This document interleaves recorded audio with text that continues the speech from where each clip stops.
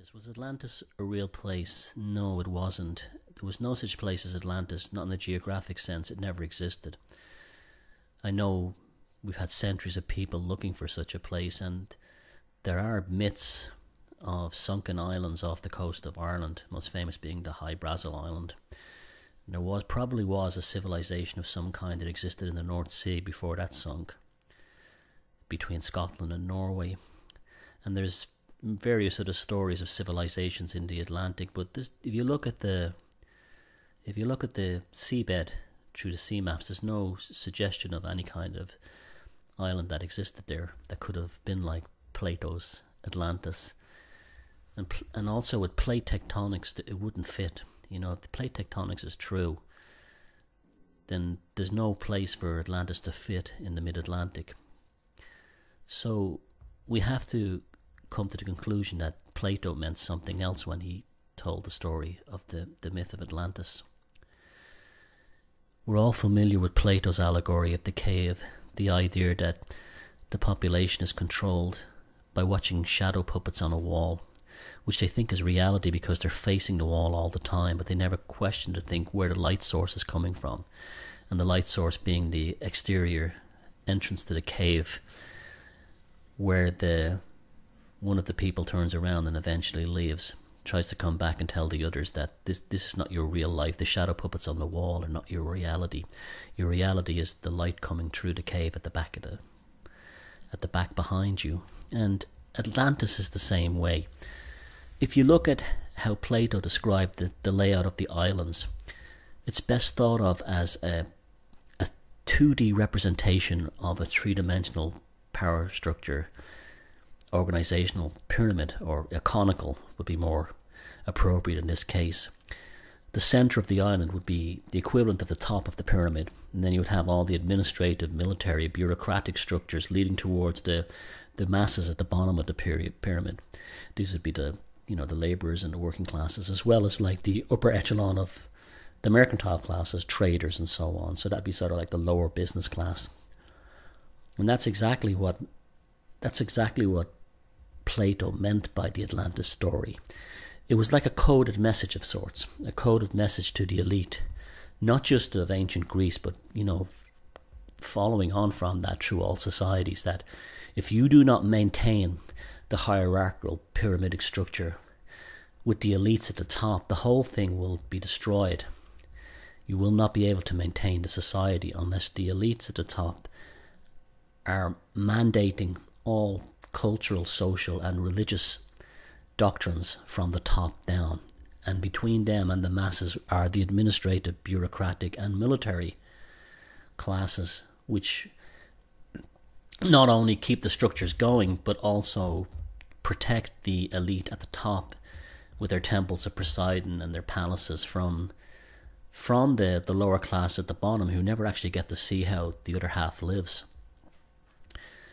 A good giveaway that we're dealing with metaphor is not only the structure of the island in terms of these concentric rings, which are different strata of classes and divisions of power, but also Plato's subterranean tunnel which leads from the center island out to the ocean. Now this is a real giveaway. Why would you have a subterranean tunnel when a canal would do?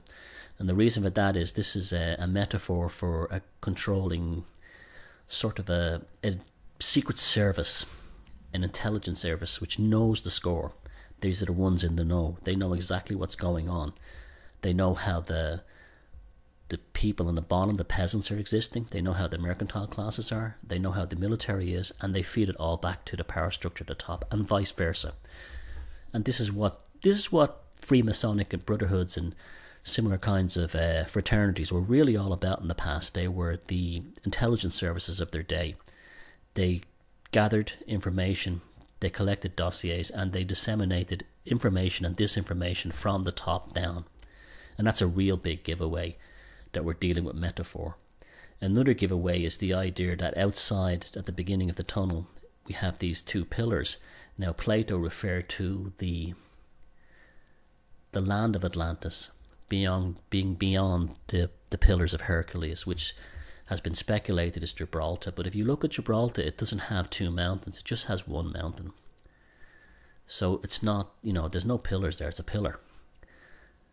So it's not the Azores, and it's not the Canary Islands, it's not Ireland, and it's not, North America, as Ignatius Donnelly speculated. What the Pillars of Hercules represent are the same things that they represent in Freemasonic thought, that they're the entrance to the secret. This is why there was 2 pillars and 2 columns at the entrance to the subterranean tunnel of Atlantis. This is why there's 2 columns at the entrance to Solomon's temple in Jerusalem, Jachim and Boaz, or Boaz and Jachim. The 2 columns would represent you passing from the world you think that exists into the real world, which is hidden behind closed doors and controlled by very shadowy and powerful people. In a Freemasonic ritual, what they do is there's 2 columns, and at the top of each column are globes. One represents the earth and one represents the cosmos, or the magical world. And when the rites are taking place, or the initiations are taking place, they lower the earthly column to signify that we're now in the world of magic. I'll do a video later on what magic actually is. It's not what you think it is. And when the rite is over, they return the column, the earth column, back up into position to show that they have returned to earth. So this is an idea that's been with us since at least classical Greece, probably since Babylonia. So Atlantis is not a place. It's no point in going looking for it. It's just not there. It's an idea. It's an idea that was created by Plato in a coded metaphor to warn his contemporaries in the power structure and later ones what would befall you if you didn't maintain the integrity of these hierarchical systems. So it's a form of predictive programming in the form of mythology, and it's done in terms of how it should be structured according to the elites of classical Greece. So he didn't give them a pyramid, he gave them concentric islands, a 2D version of a 3D power structure. Therefore, the catastrophe which befell Atlantis, it has to imply that no other system of social engineering could exist outside the hierarchical model devised by Plato himself. And it must be understood that Plato's ideas of government are essentially a form of totalitarianism.